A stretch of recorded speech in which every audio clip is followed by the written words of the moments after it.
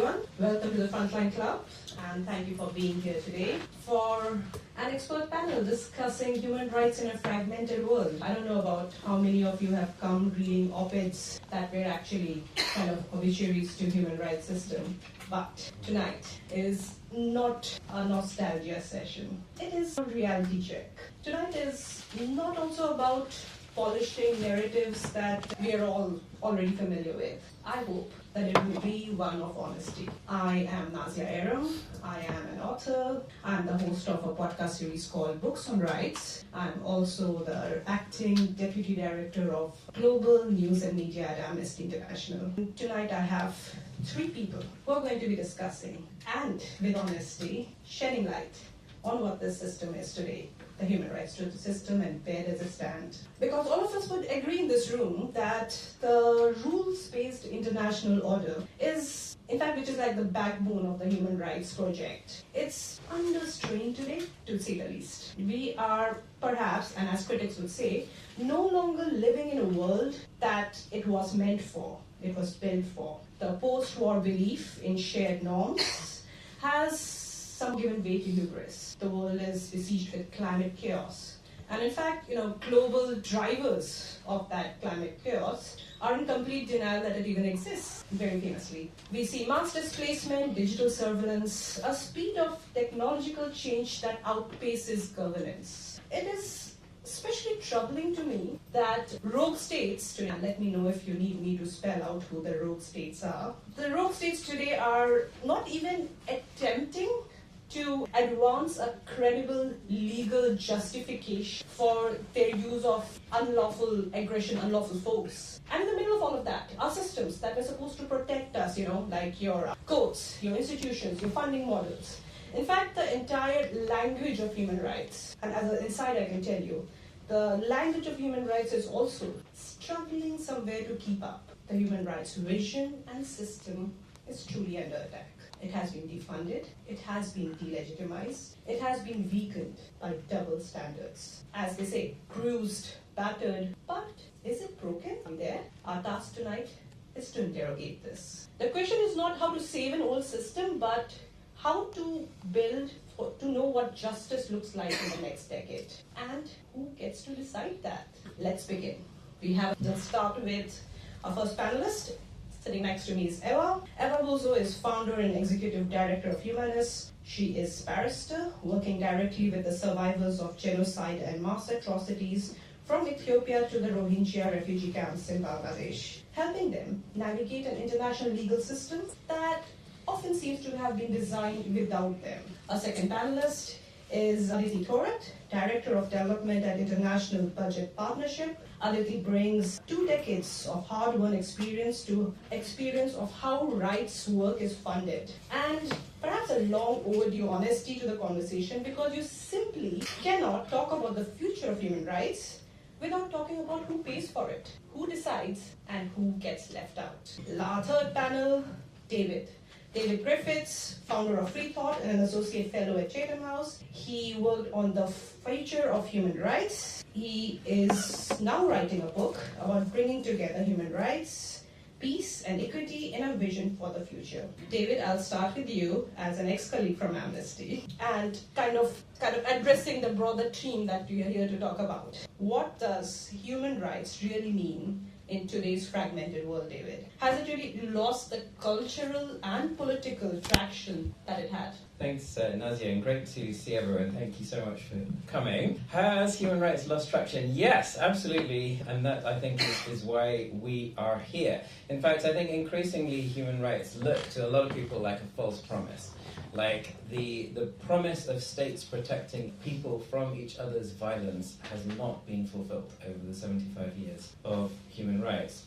And does that mean that the whole thing is worthless? I mean, that's I think what we need to interrogate a little bit more deeply. But I think we can certainly say that human rights have lost a certain amount of traction in recent years. But we can also see that the history and the uses of human rights today contain some of the seeds of renewal. But first it might be helpful just to unpack the crisis a little bit more. And I think there are perhaps three overarching crises plaguing the human rights movement and framework and institutions today. The first is a crisis of hypocrisy. And this really arises from the kind of monopolization of human rights by Western powers over the last couple of decades, and the way that it's become entangled with a democracy project that has been associated with violence and decapitation of leaders and immense suffering and destruction around the world. And that of course goes back a long way, but more recently we've seen in the differentiated ways that Western countries have treated refugees from different parts of the world. We've seen in the differentiated approach to COVID and the availability of vaccines, and we've seen in the policies towards Gaza a lot of that hypocrisy on full display. And so really the human rights project, which has been very associated with Western ambitions for the future of the world, has really been dragged down by that. So that's the first crisis. The second is a crisis of inefficacy. And I think there's a growing sense that a kind of beleaguered, underfunded, unsure of itself, underpowered, underfunded human rights sector is really not able to achieve very much in a world that's becoming more hostile and more oriented to raw power and self-interest. And we've seen in so many organizations this kind of self-fulfilling narrative of decline. And we tell ourselves the story that we're not achieving anything, and it lowers the expectations, and you have everything sort of gradually going down the sinkhole. So there's perhaps a need to kind of recalibrate our expectations of what human rights are for and what they can achieve in the world as it is. And then the third crisis, I think, is one of inadequacy or insufficiency. And this is a really important one. If we were able to address those first two crises, we would still be left with this one. And really this is about how we're now living in a world in which the interconnections between things are so viscerally clear. We talk about it in terms of a holy crisis or whatever, but really climate, peace, inequalities, the impact of tech, the plight of democracy, rise of authoritarianism are so interconnected with each other and can't be fully metabolized by the language and the frameworks of human rights. You know, bluntly speaking, a 1940s framework can't quite do justice to the sense of crisis that we're in today. So, you know, I wonder if perhaps we kind of designed human rights principally for a world of kind of George Orwell's 1984, coercive power and so on, while we find ourselves drifting and giving acquiescence to a kind of Huxleyan Brave New World, one in which we kind of numb ourselves and seek comfort in distraction from problems that we feel that we have no influence over. And I think there's a really big challenge to the human rights framework as to whether it can help us make sense of and move towards a better future from a brave new world. Very well put, David. But I have a follow-up question. Do you think this rules-based order is actually rules-based, always been power-based? It's always been power-based, but I think the rules have always been a kind of useful fiction to help keep the exercise of power in check. The problem that we're facing at the moment, and that's never going to change, the problem that we're facing at the moment is that, you know, even the sort of notional acceptance of a rules-based order is beginning to erode, where it is lacking in champions. And we need to start, I think, making a positive case for it once again, and for a renewed multilateralism to underpin it. I'm going to come back to the point about champions. But Eva, your work, Ethiopian survivors and Rohingya refugees, sits at the front line of mass atrocity, response and accountability. From your vantage point, what is the clearest sign that the current international legal system is not fit for purpose? Well, look, I would say that the nail in the coffin for international justice was Gaza, when the ICJ is issuing a provisional measures order saying, you know, this might be genocide. It's close enough to genocide that we're concerned and we want people to, you know, stop taking particular action. And you had an assortment of states, including Australia, where I'm from, disregard that. And Australia essentially said, you know, we'll take your view under advisement, we respect the court's independence, but we're going to continue to sell arms to a country in a situation that may or may not be genocide. And the sort of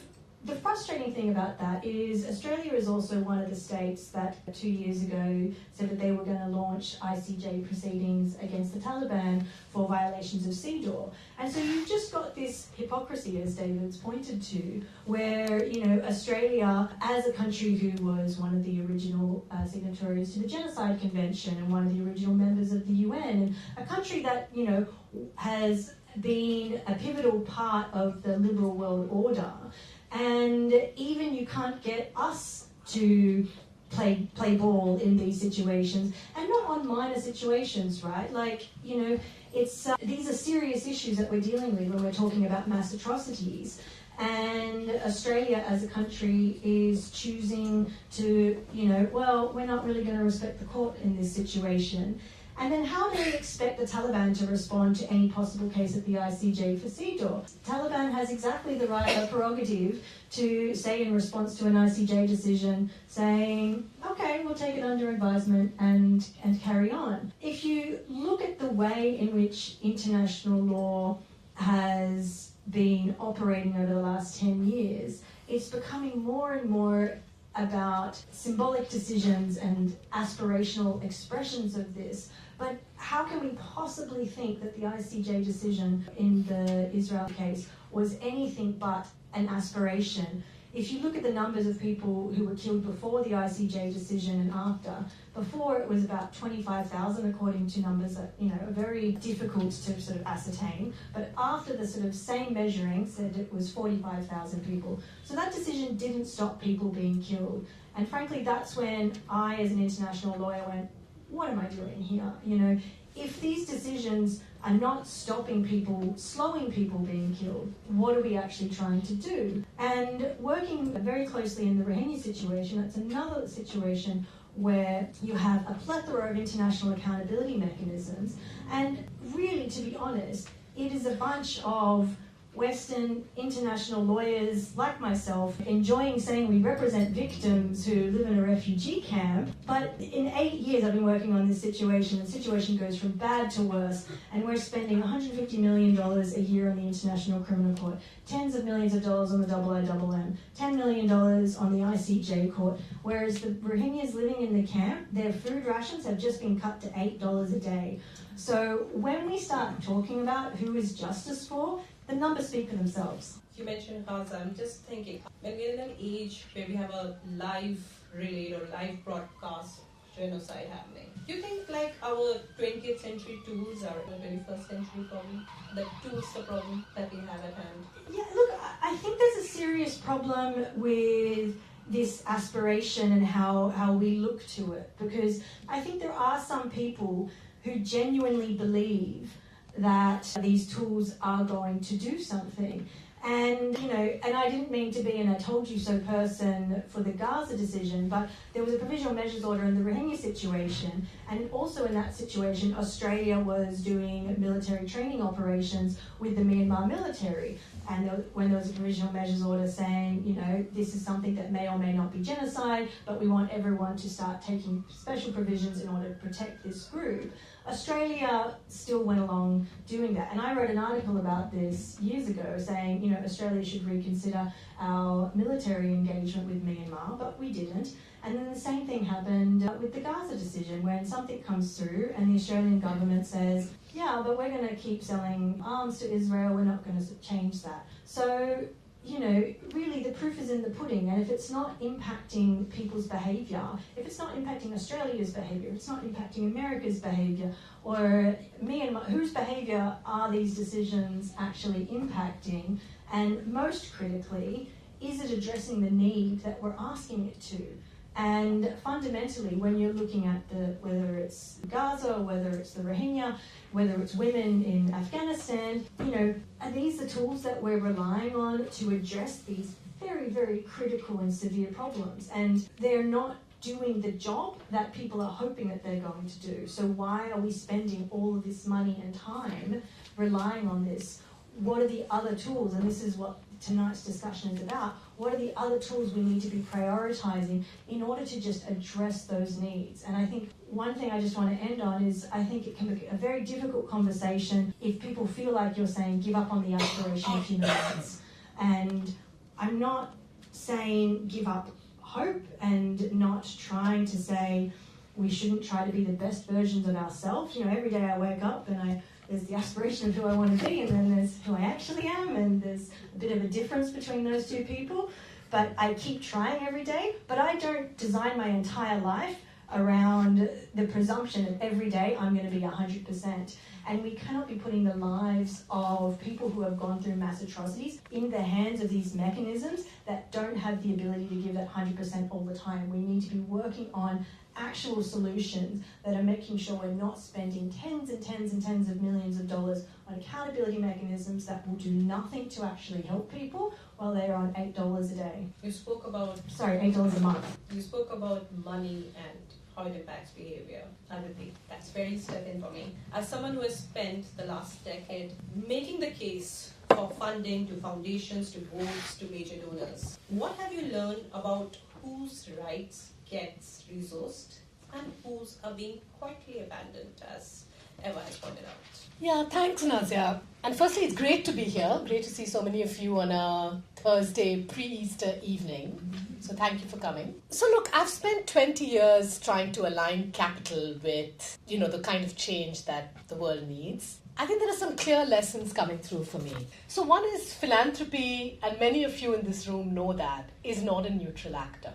So, in this dynamic of who gets funded, whose rights are resourced, we're all playing this game, even as a fundraiser, as a philanthropist, as a foundation, we're all in that space. But I think we need to have the conversation about the model itself, the structure of the funding architecture. And I think that's where I'd like to focus. It's not about intentions or motivations. Personally, I believe that today we need this conversation about human rights more than ever before. So to come back to your question, Nazia, let's start with the numbers. So less than 1% of the global climate finance actually reaches communities or indigenous people. And even within the philanthropy sector, there was a very famous COP26 1.7 billion commitment signed by some of the biggest funders, specifically to change this. Only 7.6% of that funding has actually reached indigenous communities and affected people. So, and most of that money is not going to the global south, as you've mentioned before. The real problem is structural and the architecture of it. So how are grants designed? How is due diligence conducted? All the boring stuff, right? How is reporting structured? What counts as a credible organization? This was all built for particular types of institutions. One that has, legal entities, they have offices, they can represent in global spaces, and not necessarily for communities that are at the front lines of these problems or of climate change. And that architecture excludes them, regardless of the intentions of any individual funder. So that's something that, I strongly believe in and I've seen personally as well. Sorry. Aditi, are there examples that you have where funding models might have actually disempowered communities rather than enabled them? Thanks, Nazia. And if I may take liberty, I might try and make your question a bit more positive, because there are examples of funding models that have actually empowered communities, and let's talk about those, I think. So the Climate Justice Resilience Fund, which is an offshoot of the Oak Foundation and other funders, a couple of years ago, they restructured their entire board. And this board is now made up of members from the community, indigenous people, voices of the unrepresented typically. And I think this is a very, very powerful way of putting decision-making in the hands of those most affected. So that's one example. The other example, if you look across the funding landscape, is some of the new pooled funds and intermediaries that are kind of arising. So some examples are the UMI fund, which is all about funding movements, not in terms of cycles and project cycles, because one of the big challenges of funding is that it's short-term, it's restricted, it's project-based. When the funding finishes, the project finishes, nobody cares. I mean, not that nobody literally cares, but people move on. It's not on the media cycle, etc., etc. So I think there are examples of funders trying to do the right thing. I think the challenge is that we've kind of come to this point. I mean, the funding architecture is what it is at a point in which we need it the most and communities need it the most. And it's not really there, it's not really fit for purpose. So yeah. David, can I come back to you? Just before we stepped on to this stage, you were describing those three periods. Very interestingly, you put the three periods of rights progression since 1940s. Can you walk everybody through those phases? Yeah, sure. Sorry to everyone who's heard this before. This comes from a report I did for Chatham House looking at human rights diplomacy and the future of human rights a couple of years ago when we were at the 75th anniversary of human rights. I mean, there are lots of different ways of cutting this, but I suggested that there are perhaps kind of three overarching periods if we break down the history of human rights since 1948.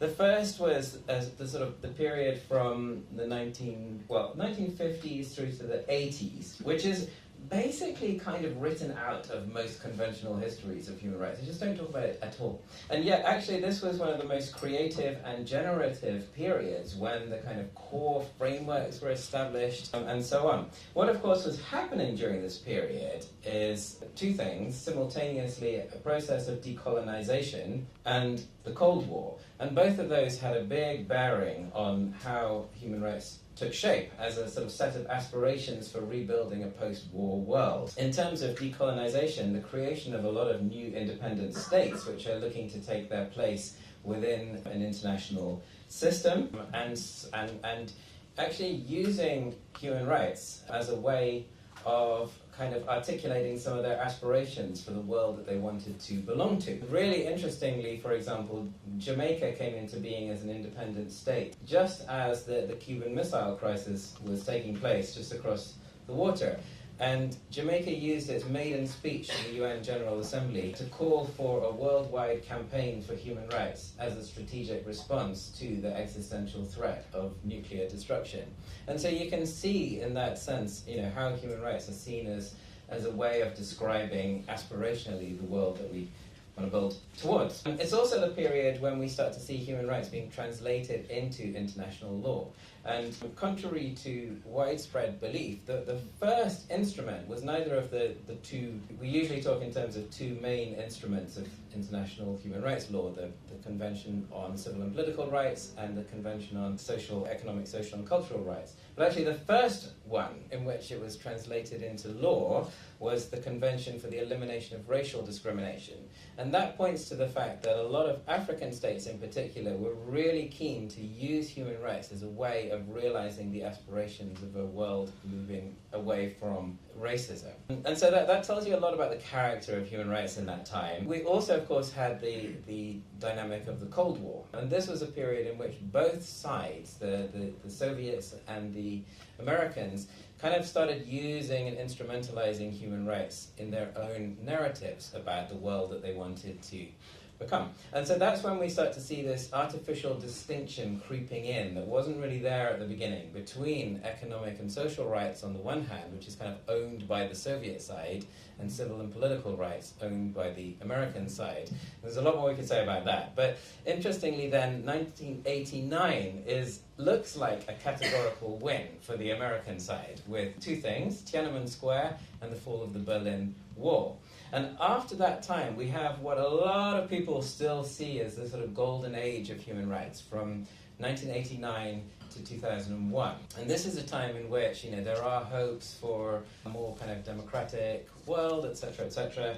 Lots of progress, lots of genuine progress on human rights, but also a time when it becomes very fused with American foreign policy. And then it all falls apart on September the 11th, 2001. And after that time, we have a great period of fragmentation, of hypocrisy, of polarization. But latterly, I think perhaps the emergence, as the American ownership of human rights kind of falls away, we're starting to see signs of the re-emergence of some of those older agendas coming through in the human rights system today, including racism, including inequalities in development, and adding to that list climate and the environment as well. But among all the initial positives that you mentioned, what is it that we need to replicate now and build on? Well, I think now is a time when perhaps we can start to recover something about the kind of holistic ambition of human rights. This is not, and should never have really been, only about civil and political rights, which has become such a dominant agenda in the West. And I think, it's really encouraging and interesting to see some of the new uses, the creative uses of human rights that are emerging. I've been a little bit involved in with Vanuatu's initiative, for example.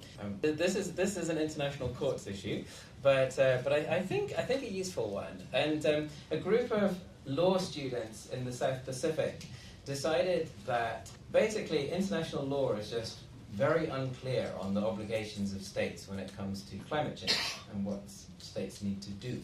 And so they decided that human rights law was sufficiently well developed that would be a good kind of framework to think about clarifying the obligations of states. And so they brought an idea to the government, who took it up. This is the state of a tiny little speck of an island or group of islands in the middle of the South Pacific, who then took the campaign started by these students to the UN General Assembly, where at first they were trying to kind of secure just about enough votes over the line to ask the International Court of Justice, the kind of ruling, the top court of the UN system, to rule or to give an advisory opinion on the obligations of states with regard to climate change and human rights. Not only did Vanuatu diplomats succeed in getting a resolution passed at the UN General Assembly, they succeeded in getting a consensus resolution. Every country in the world accepted this proposal that came from those students. And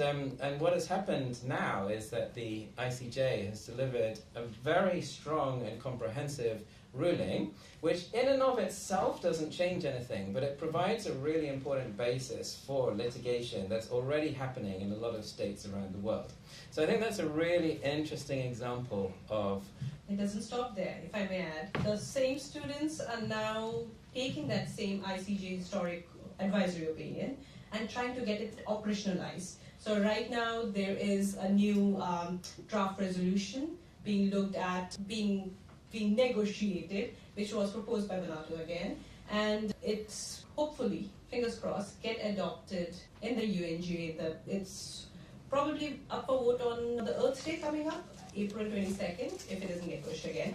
But yeah, it's not just so that it doesn't become just an advisory opinion, but we operationalize it and actually put down what countries must do and advise that. So yeah, small group of students in the Pacific Islands made sure that the world heard them and created a movement out of it. And it wasn't easy, I'm sure. Thank you, David, for bringing that example to us.